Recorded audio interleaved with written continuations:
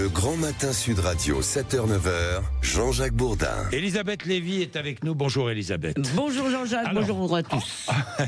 Et Françoise de Goua est là. qui je vais répondre. Oui.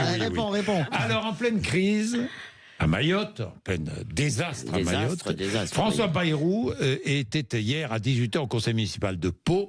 Est-ce que ça vous choque? Alors non, ça ne me choque pas. Et nonobstant tout ce que Françoise a dit d'absolument vrai sur l'importance de ses compatriotes, ça ne me choque pas du tout. J'ai plutôt l'impression qu'on reproche au Premier ministre de ne pas faire assez de com. Et s'il y était allé, on lui aurait probablement reproché d'en faire. Pour certains journalistes, comme notre estimable Françoise, pour la gauche, il aurait dû s'envoler pour Mayotte. Ah, j'ai pas dit ça du alors tout. pas Françoise, pour certains journalistes, alors qu'il est Pour en certains. pleine consultation pour constituer un gouvernement, il a décidé que la bonne personne pour impulser, coordonner l'action de l'État sur le terrain, là il s'agit d'agir, il ne s'agit pas de faire du blabla, eh bien c'était Bruno Retailleau, ce qui annonce d'ailleurs le maintien de Bruno Retailleau place Beauvau, ce qui pour moi est une bonne nouvelle. Eh bien je crois que François Bayrou a eu raison, les Mahorais n'ont pas besoin de cirque politique, ils ont besoin d'une action et d'une vision à long terme qui en fasse enfin autre chose qu'un département de papier, qui en fasse un bout de France là-bas. On voit mal ce que François Bayrou aurait fait de mieux ou de plus que son ministre de l'Intérieur. Alors, évidemment, il aggrave son cas en se rendant à Pau pour le conseil municipal, au lieu d'être à Beauvau, à la cellule de crise, alors, je ne sais pas pourquoi, à Beauvau, qui était dirigée par le président. Une décision indigne et irrespectueuse pour le socialiste Arthur Delaporte. Manuel Bompard montera certainement au rideau aussi. Il a participé en visio à cette réunion de la préfecture des Pyrénées-Atlantiques. Oui, c'est vous, ça, Françoise, pardon. Avant le conseil municipal, je ne vois vraiment pas où est le scandale. On nous bassine avec le télétravail, faudrait savoir. Mais ça, je suis totalement d'accord avec vous. C'est vrai qu'on n'arrête pas de nous vendre le télétravail. Le Premier ministre fait du télétravail. Et tout à coup, scandale. Oui, ça ne me choque pas. Bon, devrait-il démissionner? C'est un autre débat. De son mandat de maire, comme Jean-Marc Ayrault ou Édouard Philippe? Eh bien non, c'est un autre débat, c'est un débat qui suit, parce qu'il était là-bas quand même comme maire. Non, je ne crois pas, les ministres, si on était en tout début de mandat, peut-être que, je ne sais pas, je ne suis pas experte en gestion de ville, mais en tous les cas, les municipales, c'est en 2026. J'ai parlé à des Palois hier, les grandes décisions d'investissement ont été prises. François Bayrou est d'ailleurs un maire apprécié, comme beaucoup de maires, y compris de ses opposants. Il semble qu'il a une bonne équipe sur le terrain, donc non, il ne doit pas démissionner. Mais au-delà même du cas de Bayrou, je trouve que là, c'est intéressant, parce que son ancrage territorial, c'est sa grande supériorité sur Emmanuel Macron. Et le deuxième, d'ailleurs, c'est qu'il a un parti, ce qui veut dire qu'au total, il fait de la politique, et ça, on commence à en avoir besoin. Mais que le Premier ministre continue, même de loin, à diriger une ville, moi, je ne crois pas que ce serait du temps pris aux Français.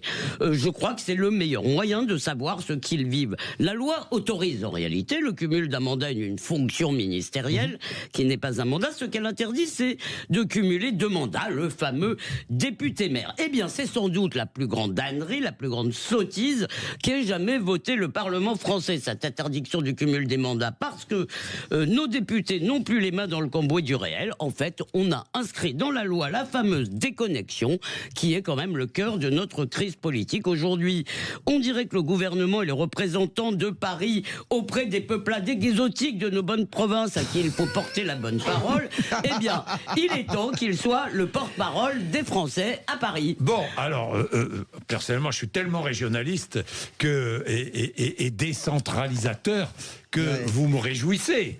Il y a plus de la déconcentration en réalité. Moi, je suis pas très décentralisateur. Moi, je suis non, à fond. c'est une pure jacobine comme moi d'ailleurs. Moi, je suis à fond. Non, mais trop, il faut déjacobiniser un peu.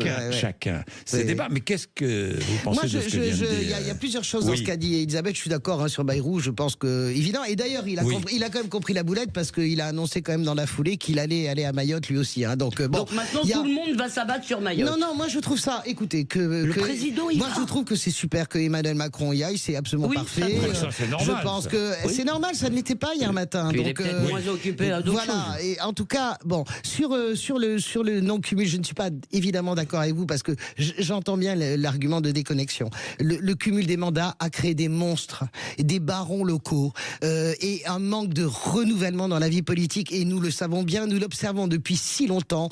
Parce que quand vous êtes député-maire ou que vous êtes même président du Conseil général, je ne sais pas si vous vous souvenez, il y a encore 20 ans, vous aviez des gens qui cumulaient absolument tout. Le département, la députation ou le Sénat, plus la mairie. Ça... Remarquez, François Bayrou cumule beaucoup quand même. Oui, hein. ça a complètement asphyxié le débat. Il est toujours commissaire au plan, que je sache. Non, c'est fini là. Il est patron de la métropole. D'ailleurs, la France est suspendue à l'annonce du nom du nouveau commissaire au plan. Oui, étant donné qu'il a absolument rien fait. Dites-moi, il est patron de la métropole. Alors donc, quoi qu'il advienne. Après, sur la déconnexion. Je peux répondre à ça quand même. Attendez, je finis. Maire grande ville, parce que c'est deux sujets. Donc je ne suis pas d'accord avec la fin du non-cumul. Je pense que ça a permis de faire aussi respirer les gens, parce qu'on a vu l'armée des macronistes arriver, mais il y a aussi toute une nouvelle génération des partis traditionnels qui a pu exister. Quand vous avez un type, ou souvent un type, qui squatte tous les mandats pendant 40 ans dans une région, je peux vous en citer 10 000, notamment dans le sud. D'accord, moi, ce sont les électeurs qui décident de la région. D'accord, vous n'êtes pas d'accord, moi je vous donne mon point de vue, je vous dis juste que dans la réalité. Deuxième point, sur le maire grande ville, je ne sais pas, je pense qu'on ne peut pas tout bien faire. Et je trouve qu'il faut laisser le mandat de Pau. Répondre d'un mot, je pense que cet argument du renouvellement est un argument, mais absolument, un argument aberrant pour moi.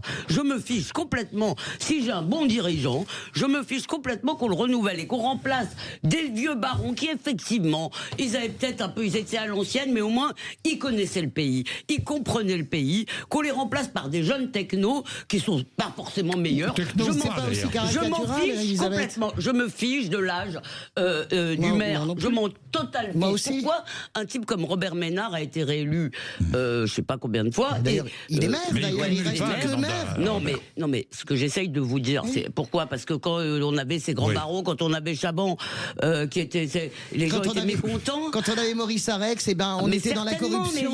Mais la corruption, c'est pas une question de cumul des mandats. Bien sûr que si. Françoise, entre deux inconvénients, il y a peut-être des inconvénients dans ce cumul. Il y en avait peut-être quelques-uns. C'était surtout une mode. C'était une mode d'aller à l'Assemblée et de dire ça. En revanche, je ne sais pas si on en parlera. Moi, la proportionnelle, alors là... On va en parler après, là. La proportionnelle, oui, j'ai des choses à dire sur la proportionnelle. On va être d'accord. Puis vous nous direz un mot sur Boualem-Sansal. J'étais à la soirée hier. Voilà, vous étiez à la soirée hier. D'ailleurs, je poserai une question à Manuel Bompard sur Boualem-Sansal. Il est 8h21. Vous êtes sur Sud Radio.